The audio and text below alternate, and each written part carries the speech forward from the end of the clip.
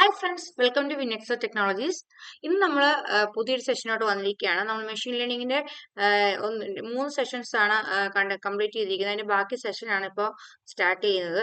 Machine ലേണിംഗിനെ പറ്റി നമ്മൾ പറയുമ്പോൾ നമ്മൾ നേരത്തെ പറഞ്ഞു, നമ്മൾ കൊടുക്കുന്ന ഡേറ്റയെ മെഷീൻ ലേൺ ചെയ്ത് ഒരു മോഡൽ അല്ലെങ്കിൽ ഒരു പ്രിഡിക്റ്റ് ഔട്ട്പുട്ട് നമ്മൾ ഒരു ഡിസിഷൻ എടുക്കാനൊക്കെ നമ്മളെ ഹെൽപ്പ് ചെയ്യും. നമ്മൾ ഡേറ്റ മെഷീൻ ഫീഡ് ചെയ്ത് കൊടുക്കുമ്പോൾ നമുക്ക് നമ്മൾ ഡേറ്റ ലേൺ ചെയ്തുകൊണ്ട് നമുക്ക് ഒരു ഔട്ട്കം തരും. അതാണ് മെഷീൻ ലേണിംഗ് കൊണ്ട് നമ്മൾ ഉദ്ദേശിക്കുന്നത്, അല്ലെങ്കിൽ മെഷീൻ ലേണിംഗ് നമുക്ക് ചെയ്തു തരുന്നത്.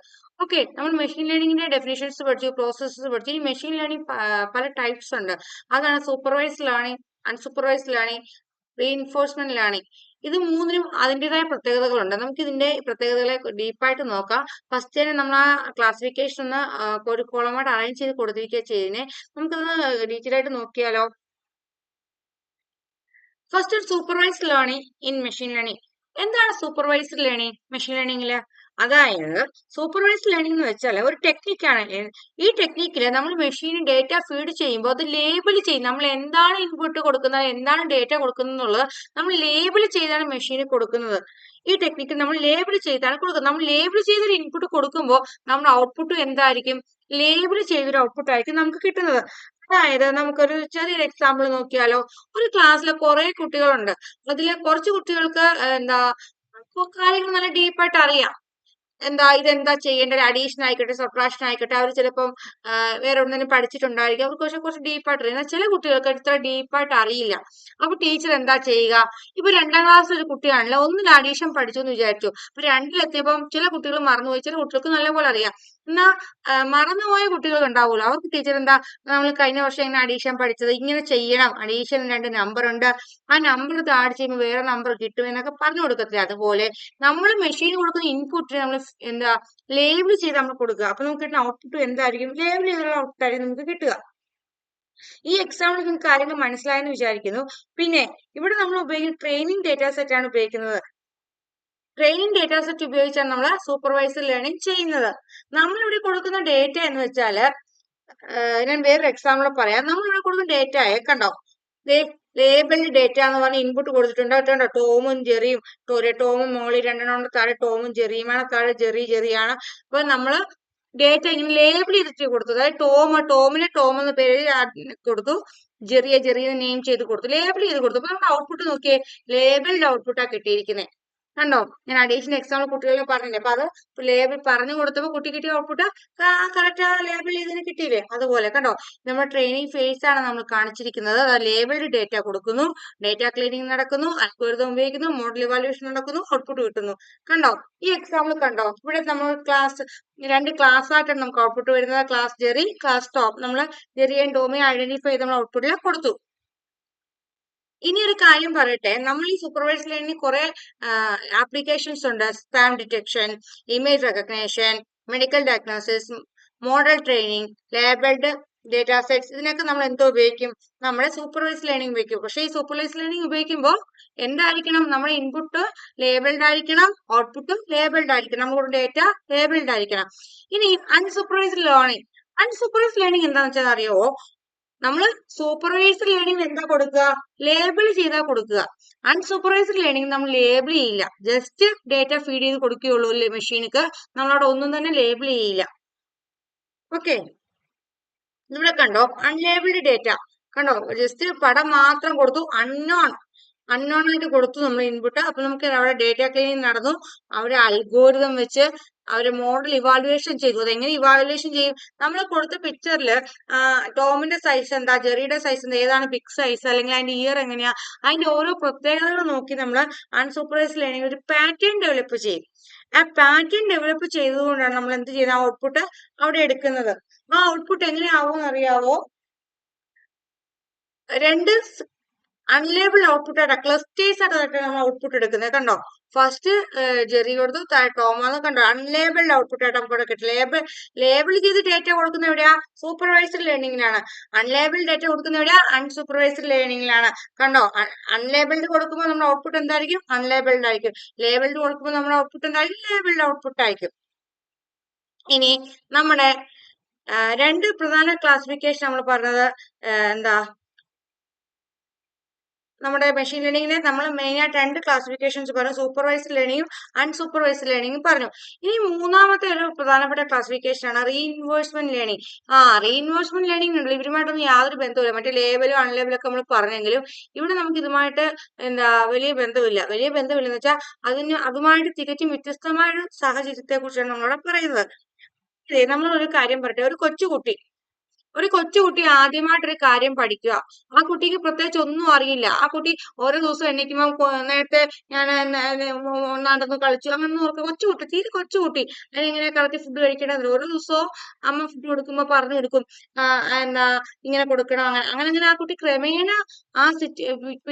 ഒരു 2-3 ദിവസം കഴിയുമ്പോ തന്നെത്താനെ അമ്മ സ്പൂണിൽ ഫുഡ് ഫീഡ് ചെയ്യുമ്പോൾ വാ തുറക്കണം, അല്ലെങ്കിൽ ആ ഒരു സിറ്റുവേഷൻ ആ കുഞ്ഞ് എങ്ങനെ ഹാൻഡിൽ ചെയ്യണമെന്ന് പഠിക്കുകയും പിന്നെ അവിടെ ഫുഡ് കഴിക്കുകയൊക്കെ ചെയ്യുന്നുണ്ട്.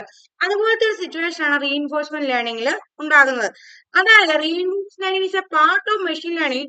ഇവിടെ സംഭവിക്കുന്നത് എന്താ പറയുക, where an agent is put in an environment and the learn to have in this environment performing certain actions and observing the rewards which it gets from those actions.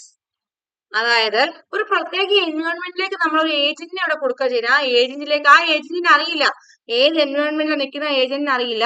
ആ ഏജന്റ് ആ എൻവയോൺമെന്റിൽ ആദ്യം കുറച്ച് നിന്ന് നോക്കി കാര്യങ്ങളൊക്കെ മനസ്സിലാക്കിയിട്ട് സ്വന്തമായിട്ടൊരു പെർഫോമൻസ് നടത്തുക, ആക്ഷൻസ് നടത്തുക. ആ ആക്ഷനിൽ കൂടെ ഒരു റിവാർഡ് അറ്റൈൻ ചെയ്യുക, ഒരു റിവാർഡ് കിട്ടുക ചെയ്യുന്നത്.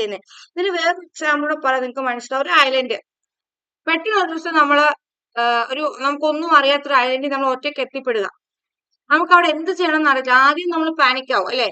അങ്ങനെ പെട്ടെന്ന് എത്തിപ്പെട്ട പാനിക് ആവാത്ത ആൾക്കാർ കുറച്ച്, ചില ആൾക്കാർക്ക് ധൈര്യമുള്ളവരുണ്ടാവും. എന്നാലും സാധാരണ ആൾക്കാർക്കാണെങ്കിൽ ഒന്ന് പാനിക് ആവും. എന്ത് ചെയ്യണം, ഇനി എങ്ങനെ മുന്നോട്ട്, ഞാൻ ഈ ഐലൻഡിൽ ഒറ്റയ്ക്കാണ്, ഇവിടെ എന്തായിരിക്കും, ഇത് എന്താ സാഹചര്യം എന്നൊക്കെയുള്ള രീതിയിലാവും.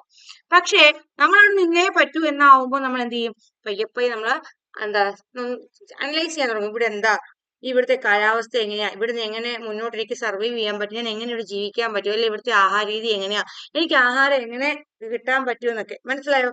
അതുപോലെയാണ് ഒരു അൺനോൺ എൻവയോൺമെന്റിലേക്ക് നമ്മളൊരു ഏജന്റിനെ കൊടുക്കുക. ആ ഏജന്റ് ആ എൻവയോൺമെന്റിനെ കുറിച്ച് പഠിച്ച് സ്വന്തമായിട്ടൊരു പെർഫോമൻസ് നടത്തുക, ആക്ഷൻസ് നടത്തുക.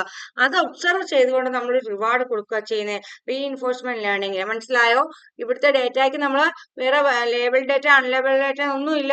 ഇവിടെ നമ്മൾ എന്താ ചെയ്യുക, ഒരു ഏജന്റ് ഒരു അൺനോൺ എൻവയോൺമെന്റിലേക്ക് കൊടുക്കുക. അവിടെ നിന്ന് സ്വന്തമായിട്ട് പെർഫോമൻസ് നടത്തിയിട്ട് നമ്മൾ ആ പെർഫോമൻസ് വെച്ച് അതിന് റിവാർഡ് കൊടുക്കുക ചെയ്യുന്നത്.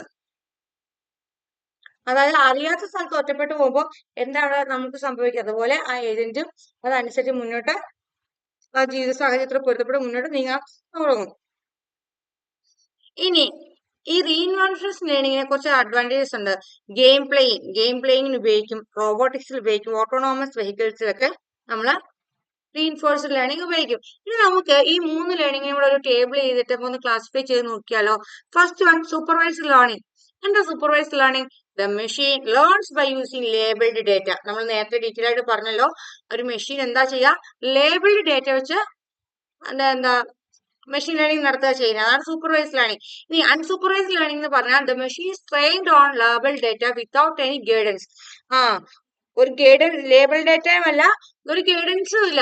ഞാൻ പറഞ്ഞ ടീച്ചറിന്റെ എക്സാമ്പിൾ പറഞ്ഞില്ലേ, അതായത് അധികം കഴിഞ്ഞ വർഷം പഠിച്ച മറന്നുപോയ ഒരു കുട്ടിക്കൊക്കെ ടീച്ചർ എന്ത് ചെയ്യും, ഹെൽപ്പ് ചെയ്യും. ആ ഹെൽപ്പിൽ കൂടെ കുട്ടി ആ ഔട്ട്കമ്മിലേക്ക് എത്തുക ചെയ്യുന്നത്. മനസ്സിലായോ. അതാണ് സൂപ്പർവൈസ്ഡ് ലേണിംഗ്.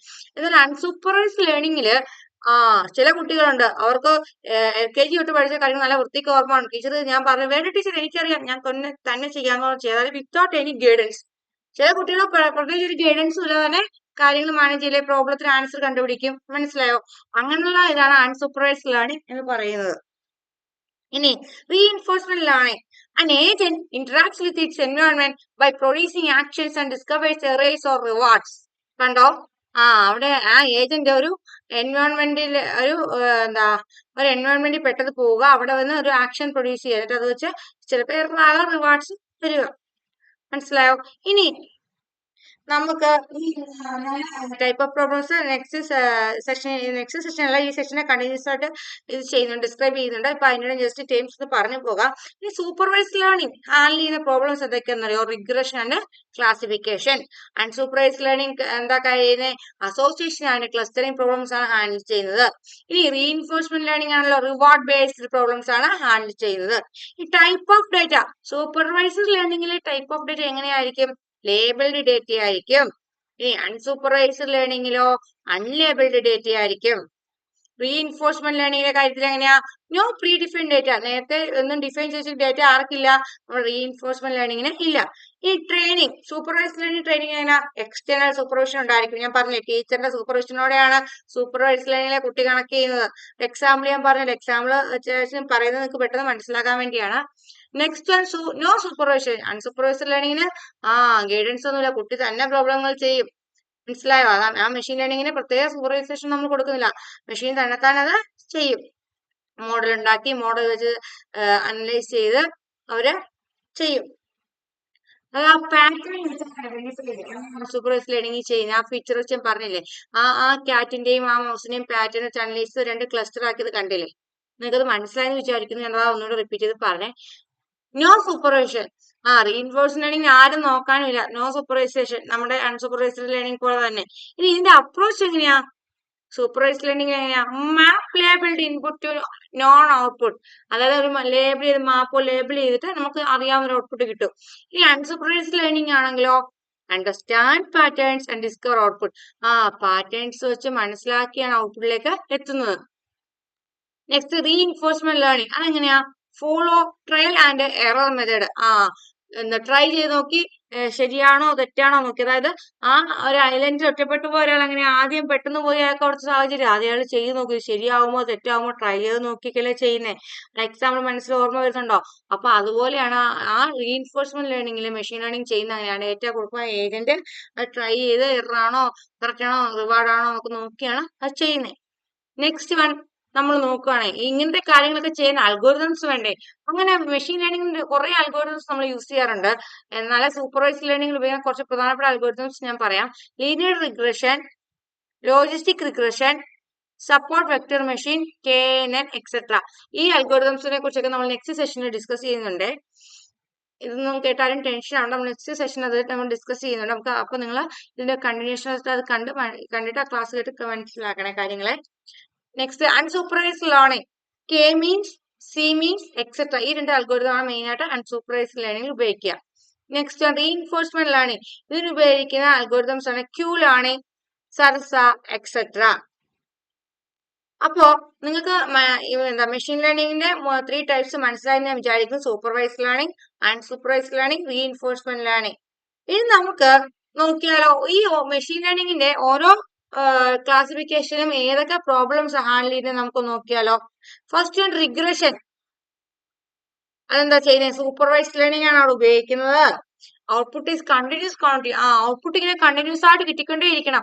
റിഗ്രഷനിൽ എന്താ ചെയ്യുന്നത്? നമ്മൾ സൂപ്പർവൈസ്ഡ് ലേണിംഗ് ആണ് ഉപയോഗിക്കുന്നത്. അവർക്ക് ഔട്ട്പുട്ട് എന്ത് ചെയ്യണം? കണ്ടിന്യൂസ് ആയിട്ട് കിട്ടിക്കൊണ്ടിരിക്കണം.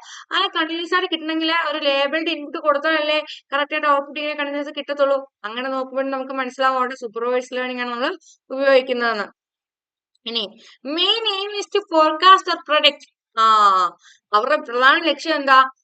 അവര് ഫോർകാസ്റ്റ് ചെയ്യല്ലേ, പ്രെഡിക്റ്റ് ചെയ്യും. നെക്സ്റ്റ് ഇനി മെഷീൻ ഡേറ്റ ഫീഡ് ചെയ്തുകൊണ്ട് ഇനി നെക്സ്റ്റ് എന്താ സംഭവിക്കാൻ പോകുന്നത് പ്രെഡിക്റ്റ് ചെയ്യുകയോ ഫോർകാസ്റ്റ് ചെയ്യുകയോ ചെയ്യും. എക്സാമ്പിൾ ആണ് predict stock market price. Stock market price predict ചെയ്യുക. അതായത് നമ്മൾ ഒരാൾക്ക് ഒരു ഡേറ്റ കൊടുക്കുക, ഞാൻ ഇത്ര രൂപ സ്റ്റോക്ക് മാർക്കറ്റിൽ ഡെപ്പോസിറ്റ് ചെയ്യുന്നുണ്ട്, എനിക്ക് ഒരു വർഷം കഴിയുമ്പോൾ എത്ര കിട്ടും, അല്ലെങ്കിൽ ലോസ് ആണോ അല്ലെങ്കിൽ ലാഭമാണോ എന്താ അവിടെ കിട്ടുന്നതെന്ന് നമുക്ക് പ്രെഡിക്റ്റ് ചെയ്യാൻ പറ്റും, അല്ലെങ്കിൽ ഫോർകാസ്റ്റ് ചെയ്യാൻ പറ്റും. നമ്മളിവിടെ കൂടുതൽ ഉപയോഗിക്കുന്ന അൽഗോരിതം ലീനിയർ റിഗ്രഷൻ ആണ് നമ്മൾ റിഗ്രഷന് വേണ്ടി ഉപയോഗിക്കുന്നത്. നെക്സ്റ്റ് പ്രോബ്ലം എന്താ? ക്ലാസിഫിക്കേഷൻ. ക്ലാസിഫിക്കേഷൻ എന്ന് പറയുമ്പോൾ സൂപ്പർവൈസ്ഡ് ലേണിംഗ് ആണ് ഉപയോഗിക്കുന്നത്. Output is categorical quantity. നേരത്തെ ഒരു വീഡിയോയിൽ കാറ്റഗോറിക്കൽ ക്വാണ്ടിറ്റി നമ്മൾ ഡിസ്കസ് ചെയ്തിട്ടുണ്ട്. കാറ്റഗോറിക്കൽ ക്വാണ്ടിറ്റി എന്ന് പറഞ്ഞാൽ നമ്മൾ 5.1, 5.2, 5.3 അങ്ങനെ കണ്ടിന്യൂസ് ആയിട്ട് അങ്ങനെ പോയിന്റ് വെച്ച് തന്നെ കിട്ടിക്കൊണ്ടേയിരിക്കും. നമ്മള് എക്സാമ്പിൾ നമ്മുടെ വെതർ ഒക്കെ ഫോർകാസ്റ്റ് ചെയ്യുമ്പോൾ അങ്ങനെയല്ലേ കിട്ടുക. അങ്ങനെ main aim is to compute the category of the data. ഒരു ഡേറ്റ കൊടുക്കുന്നത് കമ്പ്യൂട്ട് ചെയ്യുന്ന ക്ലാസിഫിക്കേഷനിൽ പ്രധാനമായിട്ടും അതിന് എക്സാമ്പിൾ ഏതാ classify email spam or non spam. നമ്മുടെ നമുക്ക് വരുന്ന മെയിൽ ഐ ഡി വരുന്ന മെയിലുകൾ നമുക്ക് ക്ലാസിഫൈ ചെയ്യും ഏതിന്റെ ഹെൽപ്പോടെ ക്ലാസിഫിക്കേഷൻ ഇത് ഉപയോഗിച്ചോ ക്ലാസിഫിക്കേഷൻ പ്രോബ്ലം ഉപയോഗിച്ചാൽ സൂപ്പർവൈസ്ഡ് ലേണിംഗ് മെഷീൻ ലേണിംഗ് വഴിയാണ് നമ്മൾ എന്ത് ചെയ്യുന്നത് ക്ലാസിഫൈ ചെയ്യുന്ന ഇമെയിൽസ് സ്പാം ആണോ നോൺ സ്പാം ആണോ. ഇവിടെ നമ്മൾ ഉപയോഗിക്കുന്ന അൽഗോരിതം ഏതാന്ന് വെച്ചാൽ ലോജിസ്റ്റിക് റിഗ്രഷൻ അൽഗോരിതം ആണ് നമ്മൾ ഇവിടെയും ഉപയോഗിക്കുന്നത്. അപ്പുറത്ത് നമ്മൾ ലീനിയർ അൽഗോരിതം റിഗ്രഷൻ ഉപയോഗിച്ചത് കണ്ടോ. റിഗ്രഷൻ നമ്മൾ ലീനിയർ റിഗ്രഷൻ ഉപയോഗിച്ചപ്പോൾ ക്ലാസിഫിക്കേഷൻ നമ്മൾ ഏത് അൽഗോരിതം യൂസ് ചെയ്തേ ലോജിസ്റ്റിക് റിഗ്രഷൻ യൂസ് ചെയ്യുന്നത്. Okay, next clustering. ഈ clustering machine learning clustering problem machine learning handle ചെയ്യുന്ന ഏറ്റവും കൂടുതൽ നമുക്ക് മനസ്സിലാവും പെട്ടെന്ന് മനസ്സിലാവും. നെറ്റ്ഫ്ലിക്സില് നമ്മളൊരു കുറെ 2-3 വീഡിയോ ഒക്കെ ഉണ്ട് നമുക്ക് സജഷൻ തരും. അതായത് നമ്മൾ കണ്ടതുമായി റിലേറ്റഡ് ആയിട്ടോ അല്ലെങ്കിൽ നമ്മുടെ ലാംഗ്വേജ് അങ്ങനെയൊക്കെ നമുക്ക് സജഷൻ വരും. അങ്ങനെ സജഷനുകളൊക്കെ വരാൻ നമ്മളെ ഹെൽപ്പ് ചെയ്യുന്ന മെഷീൻ ലേണിംഗ് പ്രോബ്ലം ആണ് ഏതാ ക്ലസ്റ്ററിംഗ്. ക്ലസ്റ്ററിംഗിൽ നമ്മൾ ഉപയോഗിക്കുക അൺസൂപ്പർവൈസ്ഡ് ലേണിംഗ് ആണ് ഉപയോഗിക്കുക. നമ്മളിവിടെ ലേബിൾ ചെയ്ത് കണ്ടന്റുകളൊന്നും ഡേറ്റ ഫീഡ് ചെയ്യാറില്ല. നമ്മൾ അൺലേബിൾഡ് ഡേറ്റ നമ്മുടെ ഫീഡ് ചെയ്യാറ്. Next one assigns data points into clusters. നമ്മൾ സെറ്റ് ഡേറ്റ പോയിന്റ്സ് എല്ലാം അവരെന്താക്കും ക്ലസ്റ്ററുകളാക്കും. നമ്മൾ അൺലേബിൾഡ് ഡേറ്റ കൊടുക്കുന്നതിനെ അവരെന്താക്കുക പാറ്റേൺ ഫോം ചെയ്ത് പാറ്റേൺ ഐഡന്റിഫൈ ചെയ്ത് ക്ലസ്റ്ററുകളാക്കുകയല്ലേ ചെയ്യുന്നത്. നമ്മൾ എക്സാമ്പിൾ കണ്ടില്ലേ. Main aim is to group similar items cluster. അതായത് നമ്മുടെ സിമിലർ ഐറ്റംസ് മലയാളം നെറ്റ്ഫ്ലിക്സ് കാണാത്തൊരു കുറവായി. മലയാളം ഹിന്ദി ഇംഗ്ലീഷ് അങ്ങനെ സിമിലർ ഐറ്റംസ് നമ്മളിവിടെ ക്ലസ്റ്റർ ആയിട്ടല്ല നമ്മളിവിടെ ഇട്ടിരിക്കുന്നത്. വേറൊരു എക്സാമ്പിൾ പറയാൻ എന്താ പറയുക find all transactions which are fraudulent in nature. ഇവിടെ നമ്മൾ ഉപയോഗിക്കുന്ന അൽഗോരിതം ഏതാ കെ മീൻസ് ആണ് നമ്മൾ ഇവിടെ ഉപയോഗിക്കുന്നത്. നമ്മളപ്പോ ഇവിടെ എന്തൊക്കെ ഡിസ്കസ് ചെയ്തെന്ന് വെച്ചാൽ മെഷീൻ ലേണിംഗ് ടൈപ്സ് ഡിസ്കസ് ചെയ്തു. 3 ടൈപ്സ് ഉണ്ട്. ആ ടൈപ്സിന്റെ പ്രോപ്പർട്ടീസ് അതിന്റെ ആപ്ലിക്കേഷൻസും അതിന്റെ എക്സാമ്പിളൊക്കെ നമ്മൾ ഡിസ്കസ് ചെയ്തു. പിന്നെ നമ്മൾ മെഷീൻ ലേണിംഗ് പ്രോബ്ലം സോൾവിങ് ഏതൊക്കെ പ്രോബ്ലം ആണ് മെഷീൻ ലേണിംഗ് സോൾവ് ചെയ്യുന്നത് വെച്ചാൽ നമ്മൾ അത് ഡിസ്കസ് ചെയ്തു. അതിൽ ഉപയോഗിക്കുന്ന അൽഗോരിതംസ് ഡിസ്കസ് ചെയ്തു. അപ്പോൾ നിങ്ങൾക്ക് എല്ലാവർക്കും ഈ സെഷൻ ഇഷ്ടപ്പെട്ടു വിചാരിക്കുന്നു. നമ്മൾ നെക്സ്റ്റ് സെഷനിൽ അൽഗോരിതംസ് ആണ് ഡിസ്കസ് ചെയ്യുന്നത്. അപ്പോൾ എല്ലാവരും ഈ സെഷൻ കണ്ടവർ നെക്സ്റ്റ് സെഷനും കാണുക. നേരത്തെ സെഷൻസ് കാണാത്ത അതും കാണുക.